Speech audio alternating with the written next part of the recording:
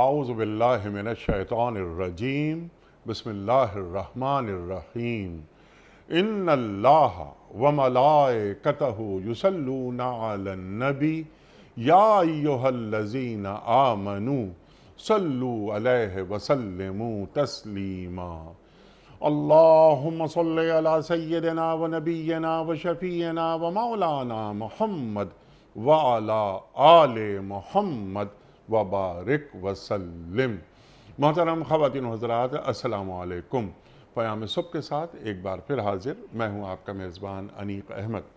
خواتین و حضرات، پیام صبح میں آپ اور ہم جانتے ہیں کہ قرآن کریم کے مختلف آیات پر ہمارے ملک کے جید علماء گفتگو فرماتے ہیں اور قرآن کریم کی ایک ایک آیت کے معنی مفاہیم بالکل واضح انداز میں اور بہت آسان الفاظ میں بیان کر دیتے ہیں کہ اللہ تعالیٰ کا ہم سے کیا پیغام ہے، اللہ تعالیٰ کا، اللہ تعالیٰ ہمیں کون کون سی روشنیاں عطا فرما رہا ہے۔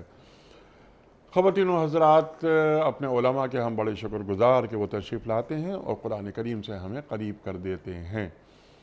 آج ہم سورہ حدید کی آیت نمبر 19 کے تعلق سے اپنے ملک کے ایک ممتاز عالم دین سے گفتگو سنیں گے اور سیکھیں گے۔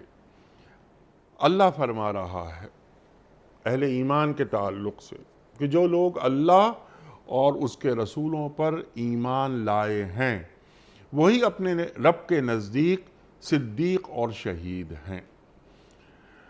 وہ لوگ جو اللہ اور اس کے رسولوں پر ایمان لائے ہیں، یعنی اہل ایمان، وہ کون لوگ ہیں، ان میں کون کون سی صفات ہوتی ہیں، اہل ایمان کے حوالے سے ہم بات کروائیں گے۔ اور وہ اپنے رب کے نزدیک صدیق ہیں اور شہید ہیں۔ صدیق کسے کہتے ہیں، شہید کسے کہتے ہیں، اس پر بھی بات ہوگی انشاءاللہ۔ صدق اور صدق کا مبالغہ صدیق، تو یعنی انتہائی سچا، اور یعنی ہمارے پاس جو بہترین مصداق ہیں صدیق کے، وہ حضرت ابو بکر صدیق رضی اللہ تعالی عنہ، جو اللہ تعالیٰ یہاں فرما رہا ہے صدیق۔ شہید کسے کہتے ہیں، اس پر بھی بات کروائیں گے۔ شہادت علی الناس کی بات ہو رہی ہے کیا؟ سرکار دو عالم صلی اللہ علیہ وآلہ وسلم کا ارشاد ہے کہ ہر مومن شہید ہے۔ تو ہر مومن شہید ہے، کن معنوں میں شہید ہے، یہ بھی ہم ایک سوال رکھیں گے۔ ان کے لیے ان کا اجر اور ان کا نور ہے۔ اعمال کی بات ہو رہی ہے، اس کا اجر ملے گا، اور نور، کیا قیامت کے دن نور عطا فرمایا جائے گا، جس تعلق سے قرآن کریم میں بہت ساری آیات موجود ہیں کہ ان کا نور ان کے آگے آگے اور ان کے دائیں جانب چل رہا ہوگا۔ وہ اعمال کا نور جو نیک اعمال ہم یہاں سے اپنے ساتھ لے کر جاتے ہیں۔ بہت ساری باتیں اس ذیل میں ہوں گی، سیکھیں گے محترم ڈاکٹر محسن نقوی صاحب سے۔ خواتین و حضرات، ڈاکٹر محسن نقوی صاحب ہمارے ملک کا ایک جانا مانا نام، سابق ممبر اسلامی نظریاتی کونسل، لاتعداد کتابوں کے مصنف، محترم ڈاکٹر محسن نقوی صاحب۔ ڈاکٹر صاحب کو خوش آمدید کہتے ہوئے پروگرام کا آغاز اللہ تعالیٰ کے بابرکت نام سے، سورہ حدید اور آیت نمبر 19۔ اعوذ باللہ من الشیطان الرجیم، بسم اللہ الرحمن الرحیم۔ والذین آمنوا باللہ ورسلہ اولئک هم الصدیقون والشهداء عند ربهم لهم أجرهم ونورهم والذين كفروا وكذبوا بآياتنا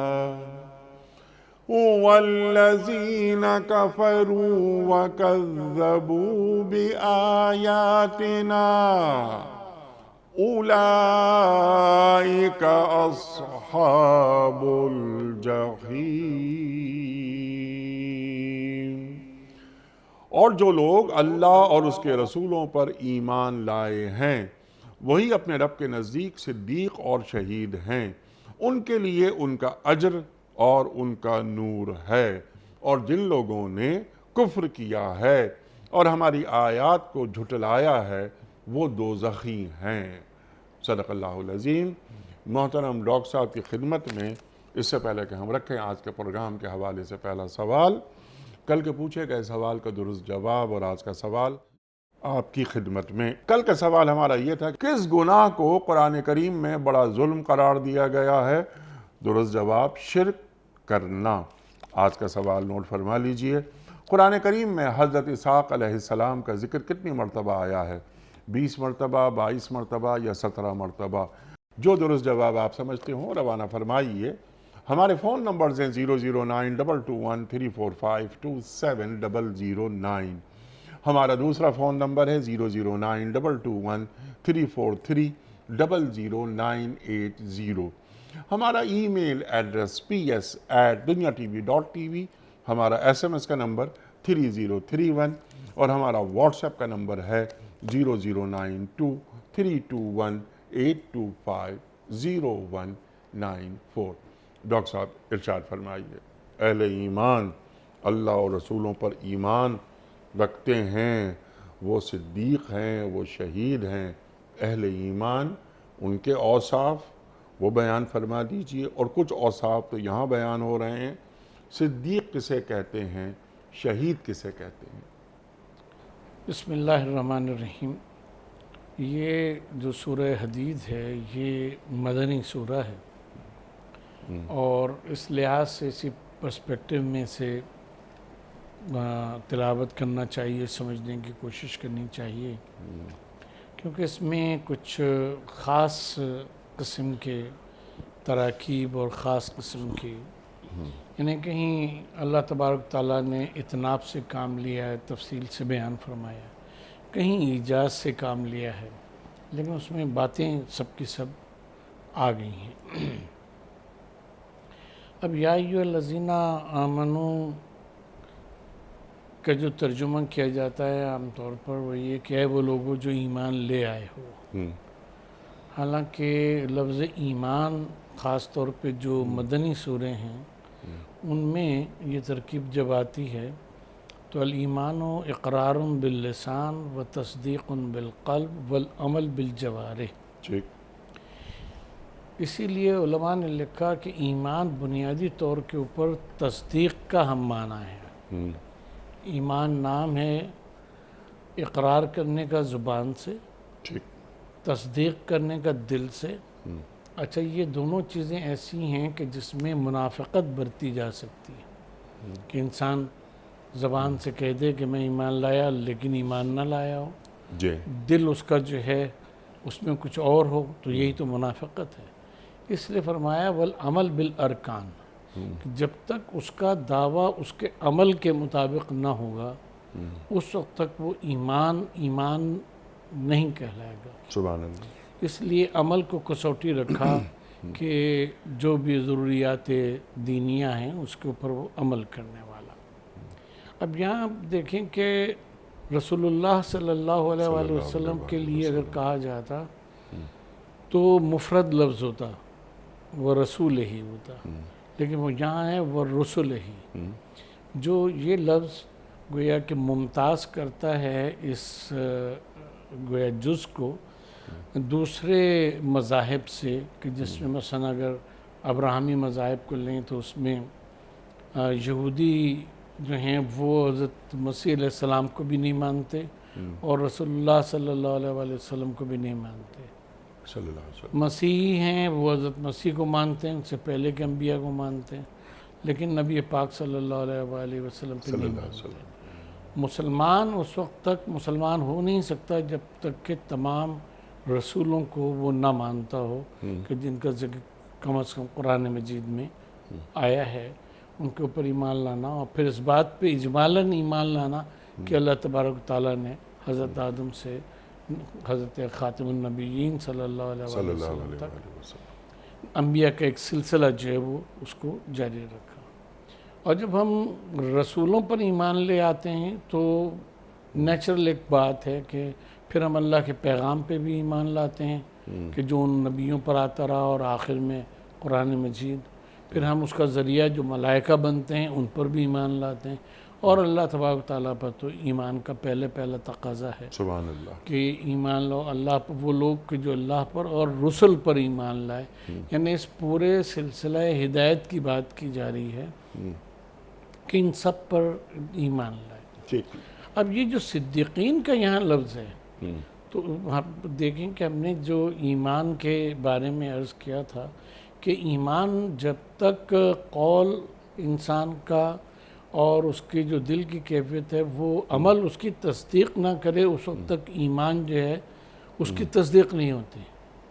تو وہ صدیقین میں جہاں سچائی کا مفہوم ہے، اس کے ساتھ ساتھ جو ایمان ہے اس کے عمل میں ڈھلنے کا مفہوم جو ہے وہ خود بخود موجود ہے کہ صدیق وہی ہوگا کہ جس کا عمل اس کے دعوے کے مطابق ہو، جس کا عمل اس کے ایمان کے مطابق ہو. سبحان اللہ. اور جو ایسا نہیں ہے تو وہ پھر کہہ لے کہ ہاں بس زبان سے ہی شخص ایمان لایا ہے، لیکن یہ کہ عمل کے درجے میں اگر وہ کم ہے تو وہ پھر سچا مسلمان، سچا مومن جو ہے وہ نہیں ہے، سچا ایمان لانے والا نہیں ہے. سبحان اللہ. یعنی زندگی کے ہر لمحے میں سچ بولنے والا اور حالات خواہ کیسے بھی ہوں اس سچ پر قائم رہنے والا، دین پر عمل کرنے والا.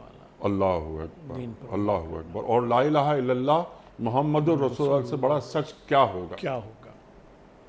تو یہ صدیقین کی جو یہاں لفظ ہے، اور اس میں جیسا آپ نے بھی فرمایا کہ یہ مبالغہ ہے یہ یہاں، اور یہ کثرت کے معنی میں ہے. عموماً لکھا کثرت کے معنی میں ہے، لیکن ہم اس کی ایک اور آپ سے وہ عرض کرتے ہیں اس صیغے کی خصوصیت، اور وہ یہ رحیم کے وزن پہ صدیق، سبحان اللہ. جس میں تسلسل کا مفہوم پایا جاتا ہے. یعنی کوئی شخص اگر ایک وقت پہ کچھ سچ بولتا ہے تو وہ صادق ہے اپنے قول میں جو اس وقت وہ بیان کر رہا ہے. مثلا کسی کے ساتھ اس نے سلوک کرتے ہوئے دیکھا، اس کی وہ گواہی دے رہا ہے یا کہہ رہا ہے کہ اس نے میرے سامنے، تو وہ صادق ہے. صدیق نہیں ہے. صدیق وہ ہے کہ جو زندگی میں مسلسل سچ ہی بولتا رہے، سبحان اللہ. اور اس کی زندگی میں کذب نہ آئے. تو یہ صدیق کے مفہوم میں داخل ہے کہ جو قرآن مجید نے یہاں یہ لفظ استعمال کیے. سبحان اللہ، سبحان اللہ. اب یہاں جو آپ نے جو بات کی صدیق اور شہید پر، اس سے پہلے کہ ہم آپ سے تفصیلی بات کروائیں، ایمان جس پر آپ نے بات فرمائی کہ اقرار باللسان، تصدیق بالقلب اور عمل بالارکان، یہ تینوں چیزیں ضروری ہیں. زبان سے اقرار بھی ہو، دل سے تصدیق بھی ہو، اور اعضاء و جوارح سے عمل کا اظہار بھی ہو رہا ہو. جو مومن کو اور منافق کے درمیان جو فرق ہے وہ واضح ہو رہا ہے کہ مومن ان تینوں خصوصیات، تینوں خوبیوں کا مالک ہوتا ہے. لیکن جیسے اب منافقین کے حوالے سے قرآن کریم جگہ جگہ آیات بیان فرماتا ہے. مومن ایک نماز پڑھتا ہے، اگلی نماز کا انتظار کرتا ہے. منافق وَإِذَا قَامُوا إِلَى الصَّلَاةِ قَامُوا كُسَالَىٰ، نماز چلے پڑھ لیتے ہیں لیکن کاہلی کے ساتھ، الکساہٹ کے ساتھ، لوگوں کو دکھانے کے لیے نماز ہو رہی ہے. تو عمل بالارکان جو آپ نے بیان فرمایا، تو ایمان کا جو کامل مفہوم ہے، ذرا میں یہ چاہتا ہوں کہ اس کو اور قرآن کریم کی ایک آیت، یا ایھا الذین آمنوا آمنوا باللہ ورسولہ، اللہ اکبر، اے لوگو جو ایمان لائے ہو، ایمان لاؤ اللہ پر اور اللہ کے رسول صلی اللہ علیہ وآلہ وسلم پر. اور جا بجا آیات آ رہی ہیں ایمان اپنے کامل مفہوم میں. ارشاد. دیکھیے حضرت علی علیہ السلام کا ایک فرمان ہے، انہوں نے فرمایا کہ دیکھو عبادت کرنے والے تین ہیں، تین قسم کے لوگ ہیں. ٹھیک ہے، ایک وہ ہیں کہ جو جنت کی لالچ میں عبادت کرتے ہیں، تو یہ تو تاجروں کی عبادت ہے. دوسرے وہ ہیں کہ جو دوزخ کے خوف سے اللہ کی عبادت کرتے ہیں. یہ غلاموں کی عبادت ہے۔ اور تیسرے وہ لوگ ہیں کہ جو اللہ کو لائق عبادت سمجھ کر اس کی عبادت کرتے سبحان ہیں، اللہ، سبحان یہ اللہ۔ اصل میں مومنوں کی عبادت ہے۔ تو جو منافق کی نماز ہوتی ہے کسالہ والی، وہ اس طرح کی ہوتی ہے کہ اب اس کو ثابت یہ کرنا ہے کہ میں ہوں مسلمان، میں مومن ہو گیا ہوں، لہٰذا وہ اس میں الکساٹ بھی کرتا ہے، وہ بھی دیکھتا ہے اور دیکھتا ہے کہ نہیں اب ایسا ہے کہ لوگ کیا کہیں گے، لوگ کہیں گے یہ منافق ہے، نماز ہی نہیں پڑھتا۔ تو وہ اس جذبے کے تحت آپ یا کہہ لیں کہ اس تان سے بچنے کے لیے وہ کھڑا ہو جاتا ہے اور نماز پڑھتا ہے، اور وہ اس طرح سے بھی نماز ہوتی ہے جیسا نبی پاک صلی اللہ علیہ وسلم نے فرمایا کہ ایک نمازی وہ بھی ہوتا ہے کہ جو آتا ہے کوے کی طرح ٹھونگے مارتا ہے اور اس کے بعد چلا جاتا ہے، نہ اس میں خشوع ہوتا ہے نہ خضوع ہوتا ہے۔ تو مومن کی جو نماز ہے، جو ویل للمصلین کہا گیا ہے، وہ منافق کی نماز اذا قاموا کسالہ والی، یہ ثابت کرنے کے لیے یا لوگوں کو دھوکہ دینے کے لیے ہوتی ہے کہ میں مسلمان ہوں، مجھے دیکھو میں جماعت کے ساتھ نماز پڑھ رہا ہوں، آ بھی رہا ہوں اور یوں بھی پڑھ رہا ہوں۔ اور جو مومن کی نماز ہوتی ہے وہ اس کے انتظار میں رہتا ہے کہ کس وقت نماز کا وقت آئے، مجھے اب اللہ تبارک تعالیٰ سے اپائنٹمنٹ کا اعلان ہو اور میں اس کی خدمت میں حاضر ہو جاؤں۔ سبحان اللہ۔ تو وہ مستعدی اور وہ جو چابک دستی ہے اس معاملے میں اللہ کے حضور حاضر ہونے کی، یہ ایمان کی پختگی جتنی بڑھتی چلی جاتی ہے اتنی یہ چیز آتی چلی جاتی ہے، اور جتنی منافقت بڑھتی چلی جاتی ہے اتنی وہ کسل مندی جو ہے وہ بڑھتی چلی جاتی ہے، اور دونوں کا جذبہ بالکل مختلف ہوتا ہے، جو منافق کی نماز ہے اور اس کی نماز ہے۔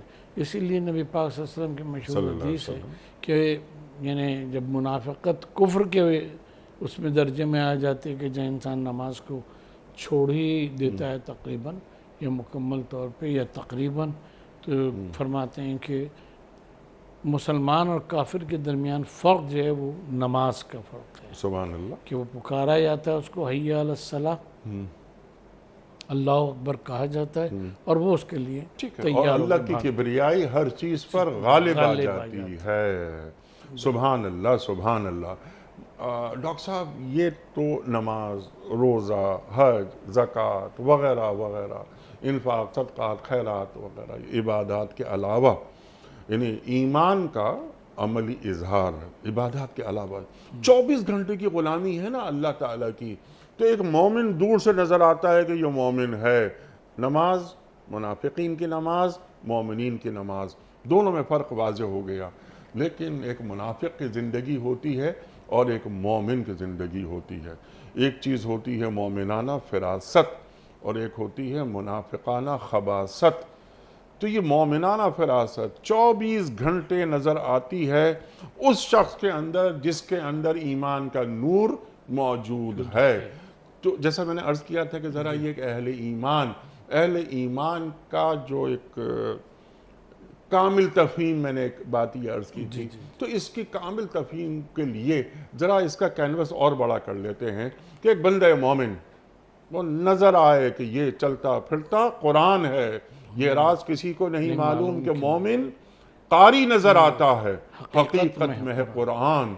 اقبال فرما رہے ہیں نا، ارشاد۔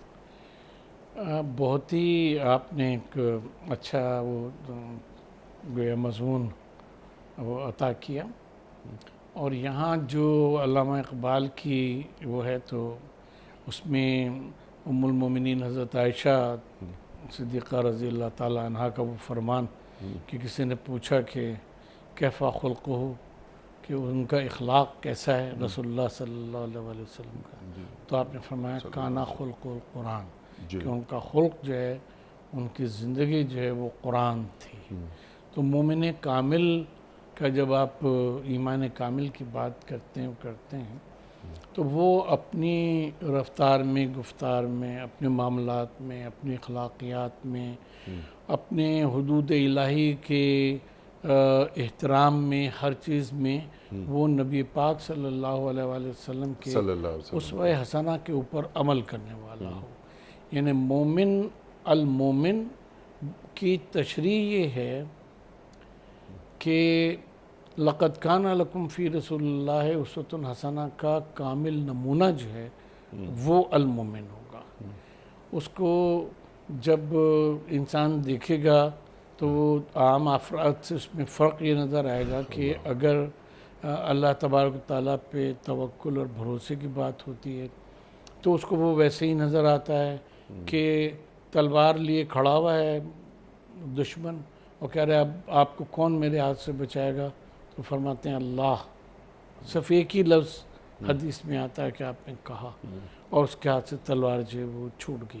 تو اللہ پہ ایسا کامل بھروسہ کہ جب اس نے کہہ دیا کہ وہ علی اللہ رزقھا، تو بس اب اس کے بارے میں بے فکر ہو جانا، مطمئن ہو جانا کہ اللہ تبارک و تعالیٰ جو ہے وہ کرنا. سبحان اللہ سبحان اللہ. اور جتنا اس نے مجھے دے دیا ہے اس سے اضافی میں لے نہیں سکتا، اور جتنا وہ مجھے دے گا اس کو کوئی چھین نہیں سکتا. دو باتیں آپ نے توکل ہو گیا. جی، توکل، اللہ پہ بھروسہ، رزق، اللہ رازق ہے.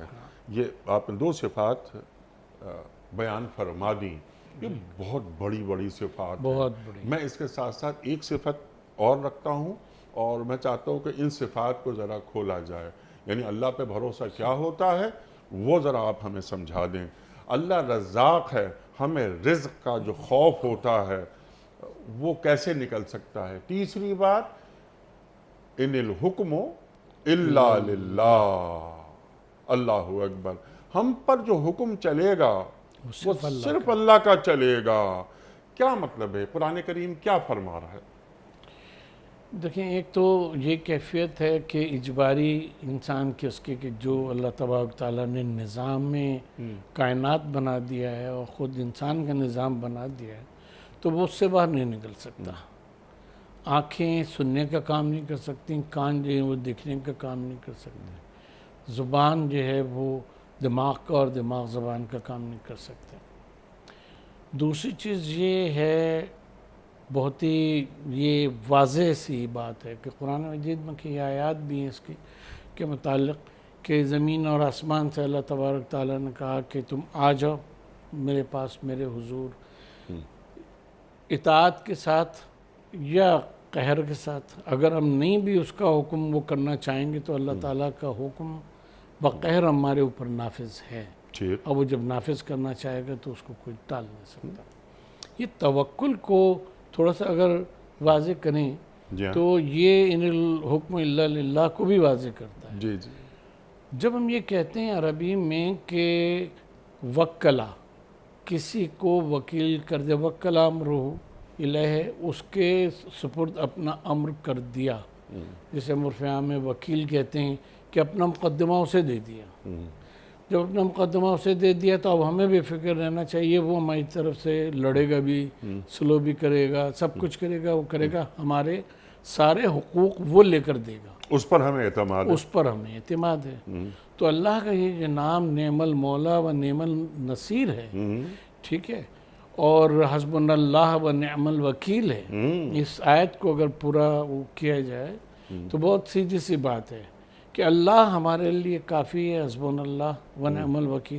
وہ اس لیے ہمارے لیے کافی ہے کہ ایک تو وہ اللہ ہے، دوسرے ہم اپنا سب کچھ اس کے سپرد کیا، اس نے خود ہمارے ذمہ داریاں جو ہیں ساری اس نے اٹھائی ہوئی ہیں. رزق ہمیں ملے گا، ہوا ہمیں ملے گی، آکسیجن ہمیں ملے گی، نور ہمیں ملے گا، سورج ہمارے لیے نکلے گا، چاند ہمارے لیے نکلے گا، بارش برسے گی. کوئی ہماری خواہش پہ تو نہیں کچھ ہوتا. تو حسبنا اللہ و نعم الوکیل، ساری چیزیں جو ہیں وہ سب سے اچھا وہ ہے کہ اس کے سپرد کر دیا جائے. نعم المولا، کیونکہ مولا بھی وہی ہے، مالک بھی وہی ہے، وہ نعم النصیر.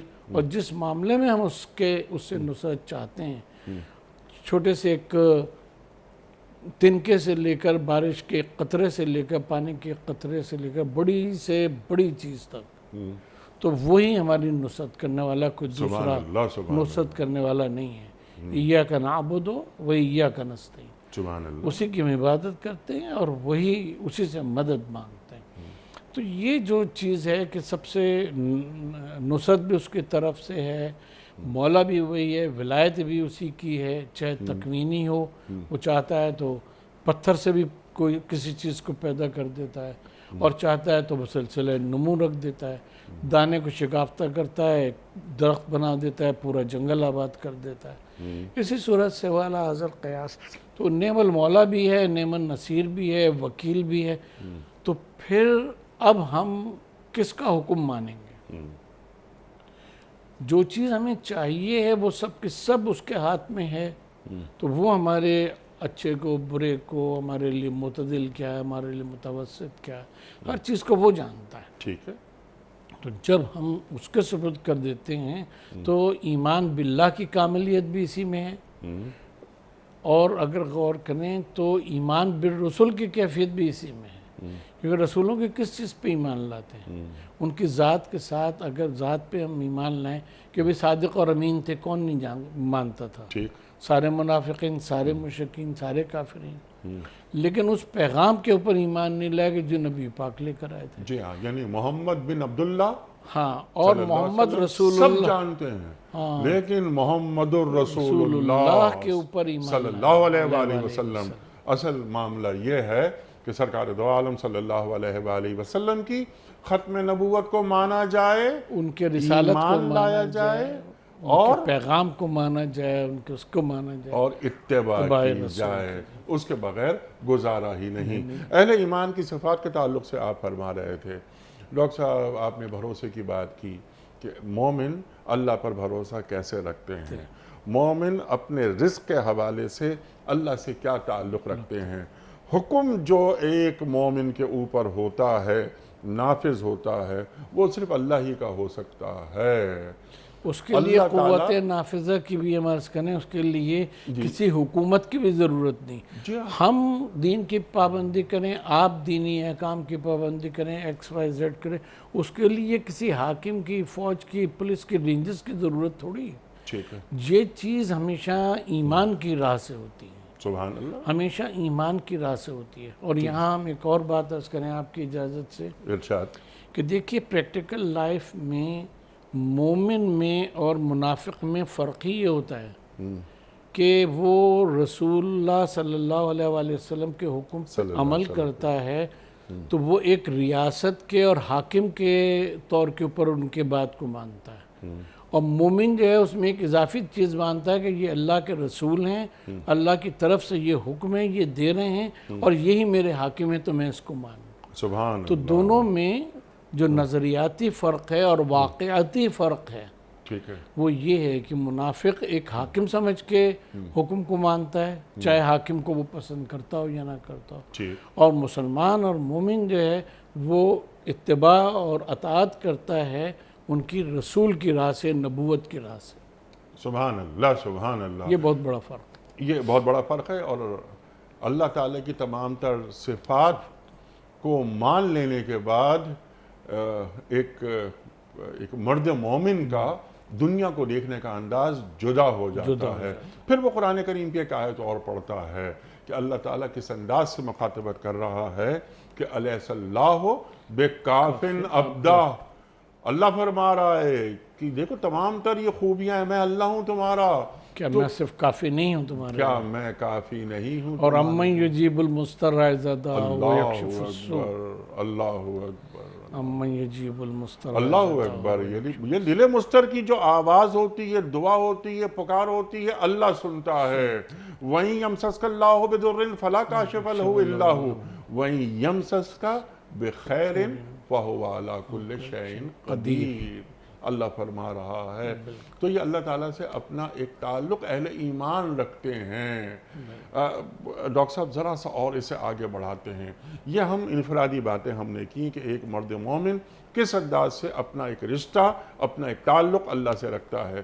ایک مومنانہ ریاست بھی ہوتی ہے، یہ افراد بکھرے ہوئے نہ ہوں بلکہ ان کے اندر ایک نظم قائم ہو جو ہمارا دین چاہتا ہے۔ تو اہل ایمان جب اپنا نظم قائم کر لیتے ہیں، ایک ریاست قائم ہو جاتی ہے، تو وہ مومنانہ ریاست کیا ہوتی ہے؟ اللہ اور اللہ کے رسول صلی اللہ علیہ وآلہ وسلم اہل ایمان کو کس طرح دیکھنا چاہتے ہیں؟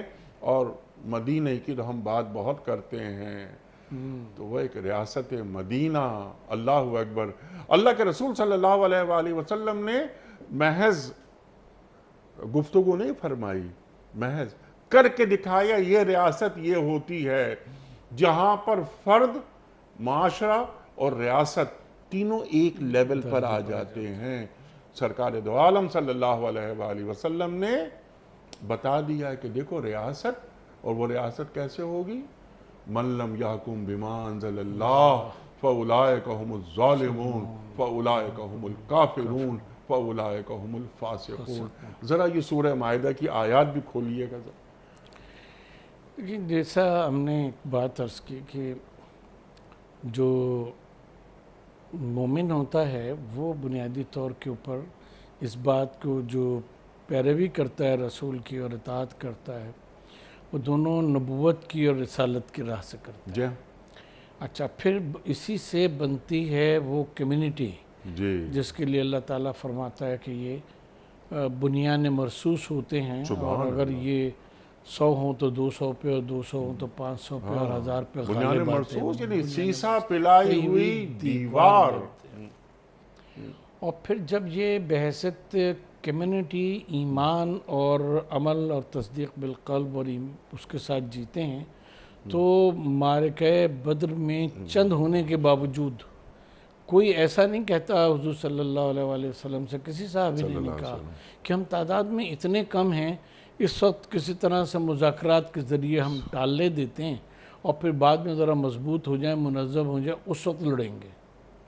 ایک نے بھی پوری سیرت و تاریخ پڑھ جائے، کسی صحابی نے رضوان اللہ علیہم اجمعین کسی نے بھی نہیں کہا، اور اس کے بعد لڑے بھی، 70 واصل جہنم بھی کیے، 70 جو ہیں ان کو پکڑا بھی، گرفتار بھی کیا۔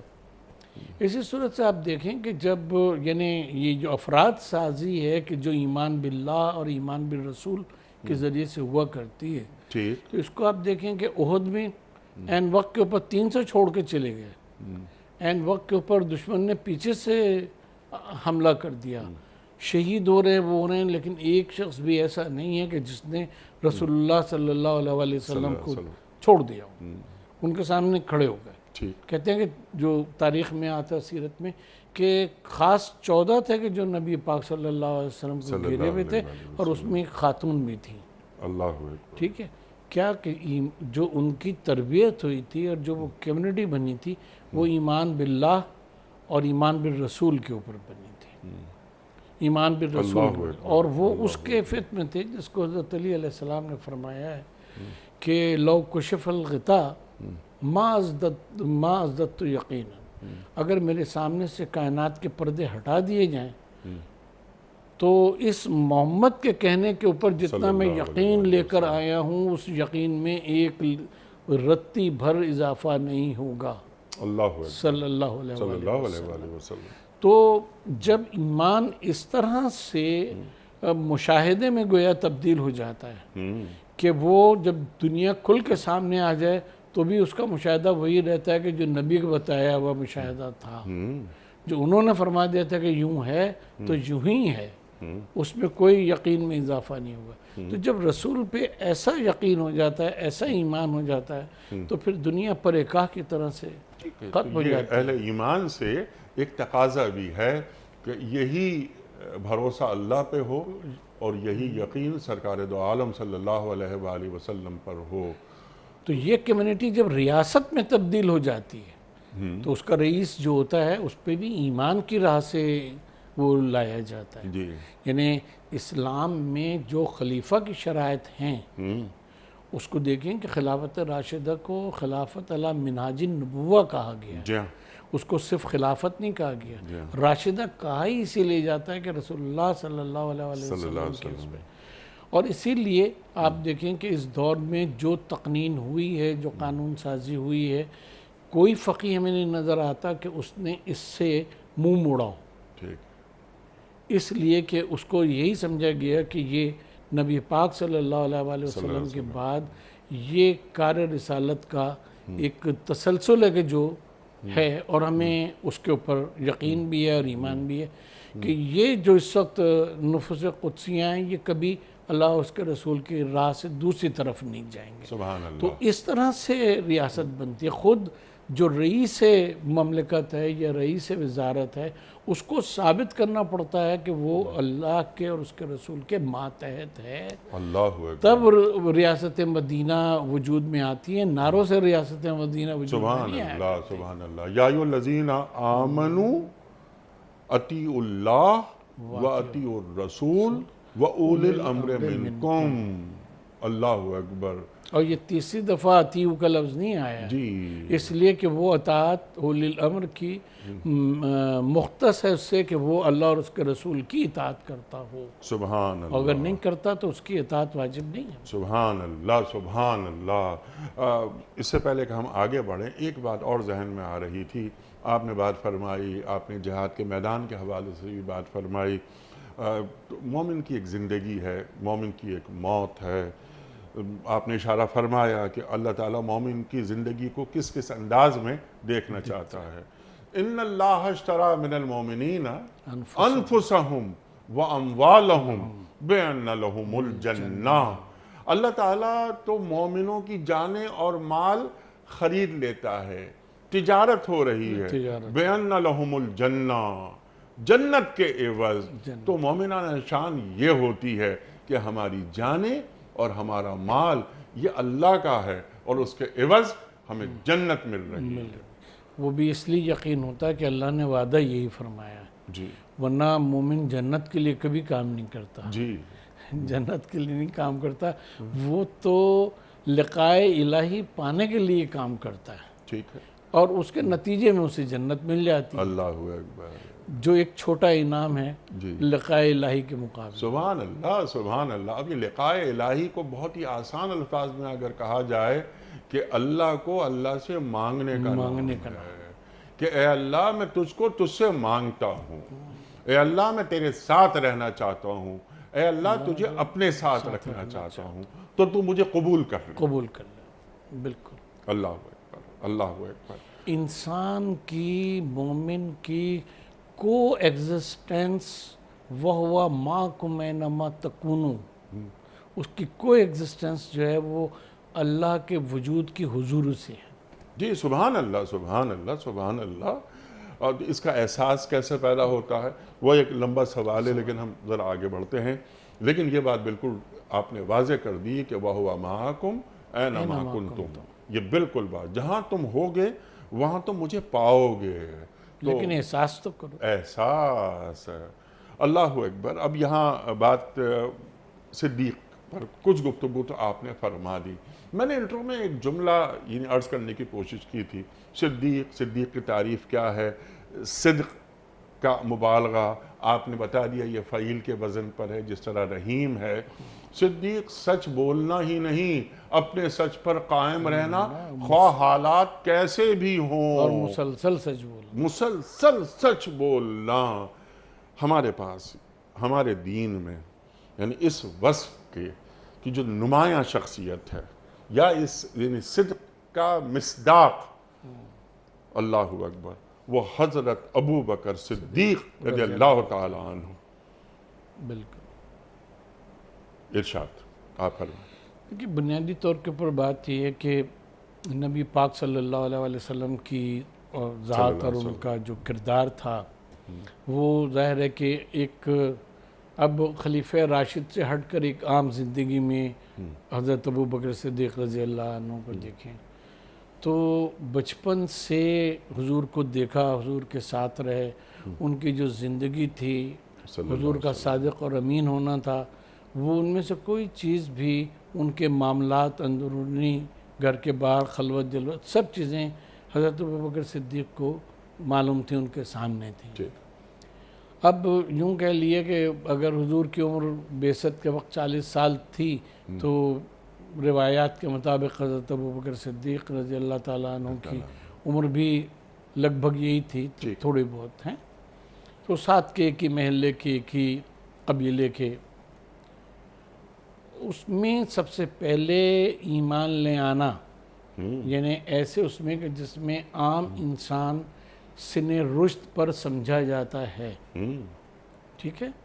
تو پہلے ایمان اس میں پہلے ایمان لانے والوں میں حضرت ابوبکر صدیق رضی اللہ عنہ. سبحان اللہ سبحان اللہ. کیونکہ ہے یہ اصل میں انسانی نفسیات یہ ہے کہ اتنا بڑا جب دعویٰ ہوتا ہے تو اگر کوئی ذرا سی بھی ذات کردار میں ذات میں کوئی ذرا سا بھی نقص ہو، کسی ایک دفعہ بھی عدم صدق اور عدم امانت کی بات ہوئی ہوتی تو شاید حضرت ابوبکر صدیق کو تعامل ہوتا کہ میں فوری ہی اس کی بات پہ کیسے ایمان لے آؤں. یہ تو مثلا نعوذ باللہ 5 دفعے تو یہ انہوں نے وہ بات ہے جھوٹ کہہ دی، فلاں کو ٹالنے کے لیے یہ کہہ دیا تھا، فلاں کی امانت اتنے کی تھی اتنی انہوں نے نہیں واپس کی یا کم واپس کی. جی. تو اس پہ کسی ایسے قریبی اس کا فوری طور کے اوپر ایمان لانا یہ اس بات کی دلیل ہے کہ نبی پاک صلی اللہ علیہ وسلم جس کو انگلش میں کہتے ہیں کہ اسپاٹ فری کردار جو تھا نبی پاک صلی اللہ علیہ وسلم کا وہ آپ کے سامنے تھا. اسی لیے جب انہوں نے اس بات کو سنا حضور صلی اللہ علیہ وسلم نے فرمایا کہ مجھے نبی بنا کے بھیجا گیا ہے وہ ہے، تو وہ فوری طور پر بلا تعامل ایمان لائے، انہوں نے تصدیق کی. یعنی اب یوں کہہ لیے کہ ان کا نبوت کی تصدیق کرنا ان کی رسول اللہ صلی اللہ علیہ وآلہ وسلم کی زندگی کی عصمت کو بیان کرنا اور اس کی دلیل تھی. سبحان اللہ سبحان اللہ. ٹھیک ہے. اور پھر اس کے بعد ہم یہ دیکھتے ہیں کہ کوئی موقع ایسا نہیں ہے پوری زندگی میں نبی پاک صلی اللہ علیہ وسلم کے آخری وقت کہ کبھی انہوں نے کسی شک کا کسی اس کا اظہار کیا ہو یا کسی بھی صورت سے نبی پاک صلی اللہ علیہ وسلم اور اسلام کا جو مشن ہے اس کی مدد سے ہاتھ ہٹایا ہو. صدیق کے لیے ہے خدا کا رسول بس. یہاں تک کہ سارا سرمایہ جو تھا جو کچھ بھی تھا گھر میں سب کچھ سب لا کے دے دیا وہ کر دیا. یہ مراحل بھی آئے. یا غار ثور میں جس طرح سے آپ نے جانثاری کا ثبوت دیا اور فداکاری کی، تو یہ ساری چیزیں اس بات کو بتاتی ہیں کہ آپ نبی پاک صلی اللہ علیہ وسلم پہ کاملاً مکمل طور کے اوپر ایمان رکھتے تھے اور ان کی نبوت کی ان کے کردار کی وجہ سے ان کی نبوت کی تصدیق کی کہ جب میں اتنے عرصے سے دیکھ رہا ہوں 40 سال سے اور میں نے کوئی چیز نہیں دیکھی تو اب یہ ایک جھوٹ یہ کیسے بول سکتا ہے اور ایک بات کیسے اور اسی صورت سے نبی بننے کے بعد بھی پوری زندگی کے میں کوئی لمحہ ایسا نہیں ہے کہ حضرت ابوبکر صدیق ان کے ساتھ نہ رہیں. سبحان اللہ. تو یہ بھی اس بات کی وہ ہے کہ جو سورہ اعراف کی آیت ہے فَقَدْ لَبِثْتُ فِيكُمْ عُمَرًا مِّن قَبْلِهِ أَفَلَا تَعْقِلُونَ، کیا تمہارے درمیان میں نے ایک عمر پہلے نہیں برسر کی، کیا تمہیں عقل نہیں ہے؟ افلا تعقلون، کیا تم عقل سے کام نہیں لیتے؟ سبحان اللہ. تو حضرت ابوبکر صدیق جو ہیں وہ اس عمر کی بھی عصمت کی تصدیق فرما رہے ہیں اور بعد کی جو آپ کی پوری زندگی ہے اس کی عصمت کی بھی تصدیق. سبحان اللہ سبحان اللہ. آپ نے اقبال کا مصرع پڑھا نا، تو اس کا پہلا ہی مصرع بھی میں عرض کر دیتا ہوں یہاں. پروانے کو چراغ ہے بلبل کو پھول بس، صدیق کے لیے ہے خدا کا رسول بس، اقبال فرما رہے ہیں. لیکن سرکار دو عالم صلی اللہ علیہ وآلہ وسلم کیا فرماتے ہیں خلیفہ اول کے تعلق سے؟ میں نے دنیا میں ہر شخص کا احسان اتار دیا سوائے حضرت ابوبکر سوائے ابو بکر صدیق رضی اللہ تعالی عنہ کے. اللہ اکبر اللہ اکبر اللہ ہر نبی کے خلیل ہوتا ہے، میرا خلیل قیامت میں ابوبکر صدیق رضی اللہ. سبحان اللہ سبحان. اس طرح سے بے شمار احادیث ہیں کہ جو خلیفہ اول حضرت ابوبکر صدیق رضی اللہ تعالیٰ عنہ کے مرتبے کو واضح کرتی ہیں کہ آپ کس شان کے حامل. اللہ اکبر. اچھا، صدیق کے ساتھ ساتھ شہید.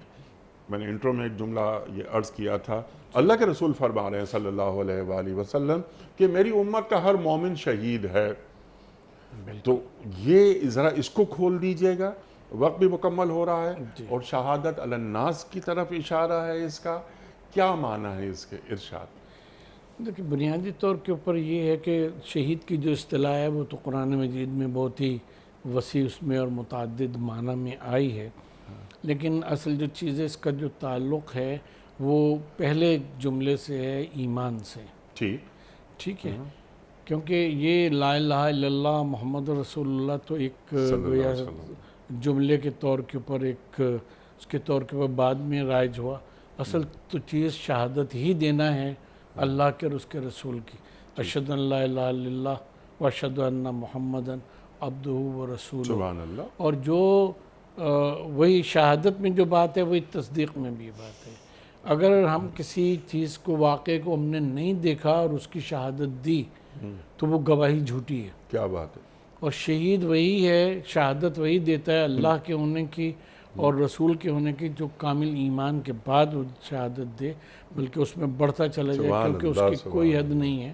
تو اس معنی میں رسول کی گواہی دینا کہ وہ ہوئے ہیں، کیونکہ ہمارے رسول نے فرمایا ہے کہ وہ ہوئے ہیں، اللہ نے ان کی زبان سے ادا فرمایا ہے کہ وہ رسول ہوئے ہیں، ان کو ہم نہیں بھیجا تھا، اس لیے رسولوں کی رسالت پہ گواہی دینا، ان پہ نازل شدہ کتابوں کی، ایک مسلمان ہے، نازل شدہ کتابوں کی حقانیت پہ گواہی دینا کہ اللہ نے حق کے ساتھ نازل کی تھی، بعد میں لوگوں نے اس کے ساتھ جو کیا، تو اور اس کے بعد پھر نبی پاک صلی اللہ علیہ وآلہ وسلم کے بارے میں یہ گواہی دینا کہ یہ اللہ کے آخری رسول ہیں اور ان کو جو پیغام دیا گیا ہے وہ بھی اللہ تبارک و تعالیٰ کا آخری پیغام ہے۔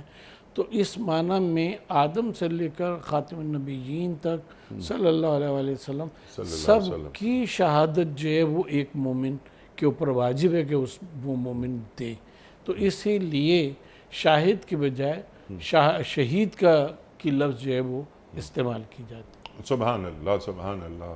آخری سوال آج کے پروگرام کا، اس جانب آپ نے اشارہ بھی فرمایا تھا، میں لیکن اس کو ذرا سا سوال کو بڑا بناتا ہوں کہ شہادت غائب میں نہیں ہوتی، حاضر میں ہوتی ہے نا، جیسا آپ نے فرمایا۔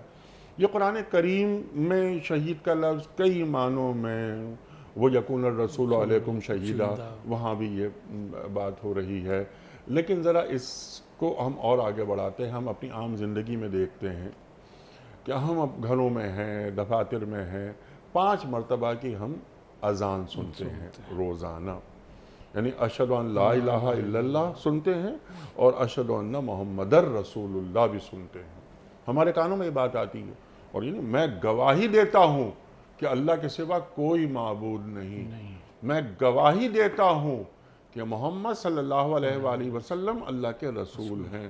تو یہ کس بات کی شہادت اللہ تعالی ہم سے مانگ رہا ہے، اور کیوں یہ 5 مرتبہ ہمیں اذان سنا رہا ہے؟ اب یہاں پہ ہم ایک بات عرض کرتے ہیں جو سوچتے ہیں کبھی اس کو، اور وہ انتہائی اہم ہے۔ نبی پاک صلی اللہ علیہ وآلہ وسلم نے ارشاد فرمایا کہ اذان سنو تو اس کو دہراؤ، ٹھیک، اس لیے کہ جب ہم دہراتے ہیں اس کو تو سنتے تو ہم پتہ نہیں دن میں کیا کیا ہیں، جی، الٹی سیدھی چیزیں بھی سنتے ہیں لوگ، گانے بھی سنتے ہیں لوگ، غیبتیں بھی سنتے ہیں، سب سنتے ہیں، لیکن اس کو دہراتے نہیں ہیں۔ ٹھیک، اس کو دہرانے کا حکم اس لیے دیا گیا کہ جب وہ کہتا ہے مؤذن اللہ اکبر اور ہم دہرا کے کہتے ہیں اللہ اکبر، تو اب اس کی شہادت نہیں رہی، یہ ہماری شہادت بن گئی، اور یہ شہادت ایک ذمہ داری کو ہم پر عائد کر رہی ہے۔ اب 4 مرتبہ یہ ہے، پھر 2 مرتبہ وہ ہے، 2 مرتبہ رسول کی گواہی ہے، تو گویا ہر مومن جو اذان کو سنتا ہے وہ خود اس گواہی میں شریک ہوتے چلے جاتا ہے۔ تو یہ عمل سننے کا نہیں ہے، اذان سننے کا عمل نہیں ہے، بلکہ یہ اس بات کی دعوت ہے کہ مسلمانوں جو گواہی تمہیں دینا ہے وہ اب تمہارے اوپر آ گئی، تم بھی اس کو دہراؤ، یہ گواہی دو جی، اور عملی گواہی ہو، اور اس گواہی کو عملی شکل دو۔ ڈاکٹر صاحب بڑا ممنون، بڑا شکر گزار آپ کا، آپ تشریف لائے، جب بھی تشریف لاتے ہیں ہمیشہ سیکھتے ہیں آپ سے۔ خواتین و حضرات، ہمارے علماء کو اللہ سلامت رکھے۔ قرآن کریم کے مختلف آیات پر روزانہ گفتگو ہوتی ہے، ماں سوائے جمعہ ہفتہ، آپ اور ہم جانتے ہیں کہ جمعے کو اور ہفتے کو ہم سوال و جواب کے 2 پروگرام کرتے ہیں جن میں آپ کے سوالات آتے ہیں اور مفتی صاحب کے جوابات ہوتے ہیں قرآن و سنت کی روشنی میں۔ لیکن یہ پیر، منگل، بدھ اور جمعرات، ان 4 دنوں میں قرآن کریم کی ان آیات کے معنی مفاہیم سمجھنے کی ہم کوشش کرتے ہیں کہ ہمیں معلوم تو ہو کہ یہ اللہ تعالیٰ کا جو آخری کلام ہے وہ ہم سے کیا مخاطبت کر رہا ہے، اور ہمیں اللہ تعالیٰ کہاں دیکھنا چاہ رہا ہے اور ہمیں کیسا دیکھنا چاہ رہا ہے۔ ڈاکٹر صاحب ایک بار پھر آپ کا شکر گزار۔ کوئز کل کا سوال ہمارا یہ تھا کہ کس گناہ کو قرآن کریم میں بڑا ظلم قرار دیا گیا ہے؟ درست جواب شرک۔ آج کا سوال نوٹ فرما لیجئے۔ قرآن کریم میں حضرت اسحاق علیہ السلام کا ذکر کتنی مرتبہ آیا ہے؟ 20 مرتبہ، 22 مرتبہ یا 17 مرتبہ؟ جو درست جواب آپ سمجھتے ہو روانہ فرمائیے۔ ہمارے فون نمبرز ہیں 00922134527 ہمارا دوسرا فون نمبر ہے 0092213430980 ہمارا ای میل ایڈریس ps@dunyatv.tv ہمارا SMS کا نمبر 3031 اور ہمارا واٹس ایپ کا نمبر ہے 009232182509194۔ ڈاکٹر صاحب ایک پرچی نکال کر اعلان فرما دیجئے کہ آج کے ونر کون ہیں؟ آج کے ونر ہیں یہ جناب ہیں محمد کلیم اللہ صاحب، یہ شروبی روڈ، مسیساگا، ٹورنٹو سے۔ اچھا، سبحان اللہ، ٹورنٹو سے ہیں، کینیڈا۔ اور محمد کلیم اللہ صاحب آپ کی خدمت میں دنیا ٹی وی کی جانب سے دینی کتب پر مشتمل گفٹ ہیمپر آپ کے گھر ہم روانہ کر رہے ہیں۔ آپ کو بہت بہت مبارک ہو۔ خواتین و حضرات، پیام صبح کا اختتام ہوتا ہے روزانہ ایک قول پر، اور وہ قول ہوتا ہے صاحب نہج البلاغہ امیر المومنین حضرت علی مرتضیٰ کرم اللہ وجہہ کا۔ آپ فرماتے ہیں دوسروں کے غلام مت بنو کیونکہ اللہ نے تمہیں آزاد پیدا کیا ہے۔ دوسروں کے غلام مت بنو کیونکہ اللہ نے تمہیں آزاد پیدا کیا ہے۔ سبحان اللہ، سبحان اللہ۔ اپنے میزبان انیق احمد کو کل تک کے لیے اجازت دیجیے۔ خدا حافظ۔